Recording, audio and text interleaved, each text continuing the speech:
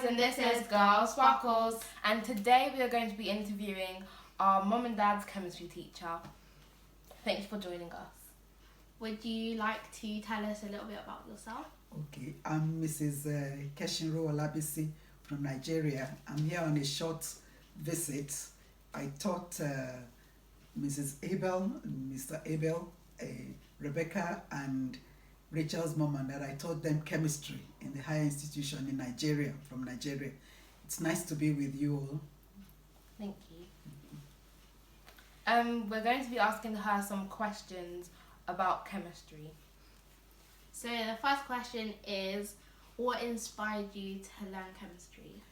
I was inspired to learn chemistry first from my teacher in the secondary school, because the teacher has a lot of influence on what a student studies. If you have a good teacher, the teacher will encourage you to learn science. I started learning science generally before I now specialized in learning chemistry, the teaching and learning chemistry. And I found it quite interesting over the years. Question: why is chemistry a good subject? Chemistry is a very good subject to learn, one of the science subjects, because the way we learn chemistry in Nigeria, we have aims and objectives. And one of the objectives is to make science, to teach chemistry in relation to the environment. If you look in the homes, in the industries, everywhere around you, there are chemical processes taking place that you can explain by the learning of chemistry. Like you go to the breweries, you learn chemistry. You go to where soft drinks are made, you learn chemistry. Even in the environment, pollution and things like that, you learn a lot of chemistry. There's chemistry for the environment as well, and it helps to make life better. Makes for better living when you learn chemistry, because you know how you can manipulate the environment to make sure that you have a better and cleaner environment to live in. Okay. Third question is, how hard or easy is chemistry? I wouldn't say chemistry is hard. It's quite easy. But the important thing is, if you're learning chemistry, you have to be a student that studies regularly. You see, when you learn chemistry is not a subject to learn by rote learning, that is, by just repeating, what you've learned. You have to be able to explain the processes, making use of the basic concepts that you have learned. And then there's some technical terms that you need to learn when you learn chemistry.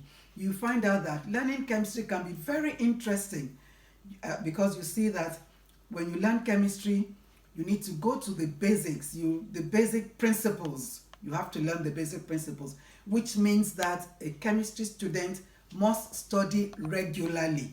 You can't afford to be lazy. You won't say, because you have been taught this today, I have to wait until when it's a day or two to the exam. No, you have to read regularly, constantly, and you find out that it is the basic knowledge of the chemistry you have that you will use when you want to explain certain reactions and concepts in chemistry. So it's not a difficult subject to learn, but you have to be very hardworking. You can't be a lazy student if you want to learn chemistry. You have to read constantly and regularly. And at the end of it all, you find out that it's nothing difficult. It's quite easy. The fourth question is, what kind of things will you learn in chemistry? Like I said earlier on, you learn a lot of things in chemistry. Reactions that take place, like you talk about the ozone layer, you learn things that will help the environment, basic things, living in the homes. You learn about matter. Chemistry actually is about matter and how the changes in temperature, pressure, and so on affect matter. So such things you can manipulate to your advantage. Like if you want, like when you're manufacturing certain things, there are certain reactions that you can use to manipulate and make sure that you get the best yield of whatever you want to get from that experiment. Like you talk about the contact process. If you want to manufacture sulfuric acid, there are certain principles you learn, Le Chatelier's principle, and the effect of temperature, pressure, and so on when you're talking about those principles and how you can manipulate those processes to get the best yield of what you want to manufacture. Chemistry is a process that is useful in the industry. There's an aspect of chemistry in our own curriculum where we talk about chemistry of the industry and chemistry of the environment. When you're talking about chemistry of the industry, you go to, the students have the opportunity to go on, they go to the industries, like a sort of projects. They go to the industries and look at the processes that are taking place in the industry, and they'll be able to translate the processes in chemistry and relate them to what happens in the industry. It's quite an interesting subject to learn, and it helps you to have a better environment. You're talking about water, how you can purify water for drinking, and so these are the things we learn about in chemistry, and these are things that are very good for the environment. Then chemistry, you learn about the building elements. Like we have the whole body, human body is made up of chemical compounds. You have these giant molecules like carbohydrates, like proteins, fats and oils. They're all made from simple chemical elements, carbon, hydrogen, oxygen, nitrogen and so on, and they form these giant molecules. And we can always study these processes and make sure even the medications we take, they are extracted from plants. And when the medications are extracted from plants, the doctors use the pharmacists make use of the active ingredients, the chemical ingredients in those plants to cure certain ailments and diseases. It's quite an interesting. Question is, what would you say to those who are very interested in chemistry and want to improve their skills? Well, for those who are interested in chemistry and want to improve their skills, I've said it earlier on, chemistry is a subject that you need to study regularly. You need to have an interest in it and study it regularly, right from the basic concepts. You see, chemistry, you start from the very simple concepts before you go to the difficult ones.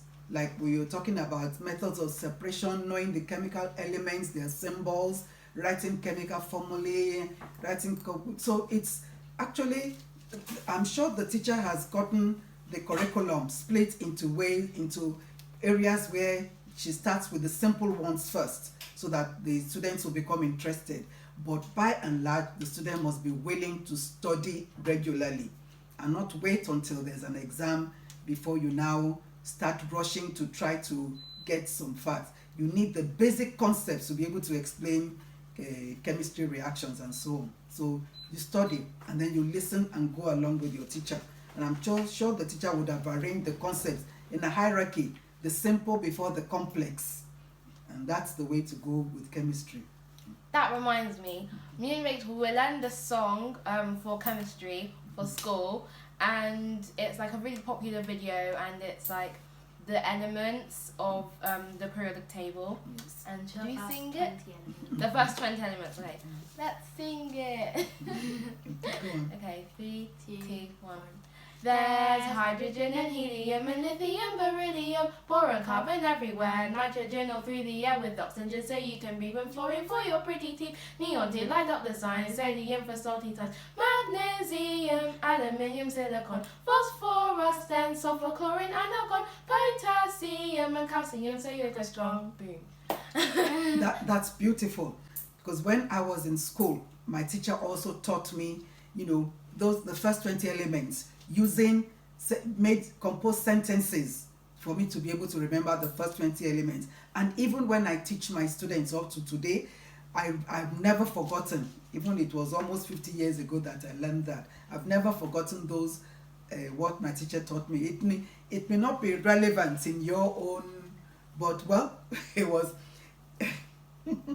hi, hey, Linda. The teacher used the symbols of the elements to compose sentences. Hi, hey, Linda begged Bisi come near Olufemi's farm. Never nagged Maggie Alakara. Sidi put Shade Clifford around Kendi's car. Hey. The beginning of those, we were all rolling, we were in stitches in the class. But up to today, over 50 years ago, I've never forgotten.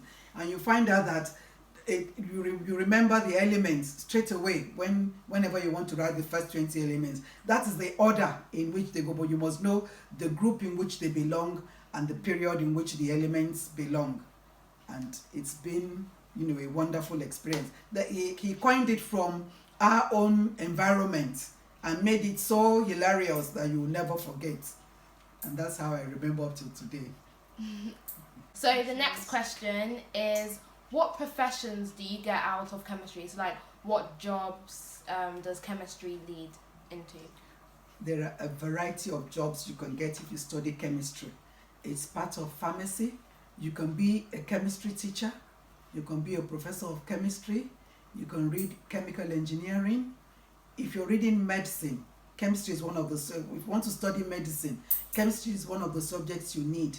You need chemistry. Even in agriculture, you need chemistry, because the agriculturists talk about the soil and how you can, if the soil is acidic, how you can reduce the acidity of the soil, and you have to add lime or something alkaline to remove the acidity of the soil. So there are loads of professions you can study when you study chemistry. You can go into when you study chemistry. Thank you for the time you've shared with us and for educating us on chemistry. Do you have any final words for people who are watching? My final words are just that chemistry is like a stepping stone to other professions. You can go to breweries, you can go to the industry, you can go to pharmacy. There are loads of professions, even in agriculture, even in computers, metallurgy, because the computers, the chips are made from metals, from the which are chemical elements. So there are loads of other things, even plastic, the metals, those who are doing electrical wiring, metals that conduct, and so on and so forth. So the sky is the limit when you study chemistry. There's so many professions you can go into, but like I said earlier on, you need to study regularly and constantly, so that you will be able to explain the concepts very well. Thank you guys for watching this video. If you liked it, share, subscribe, like and comment down below. Comment down below any questions you have, and if you think chemistry is cool. See you in the next videos. Bye. My name is Rebecca. My name is Rachel. We are the Sparkles Able.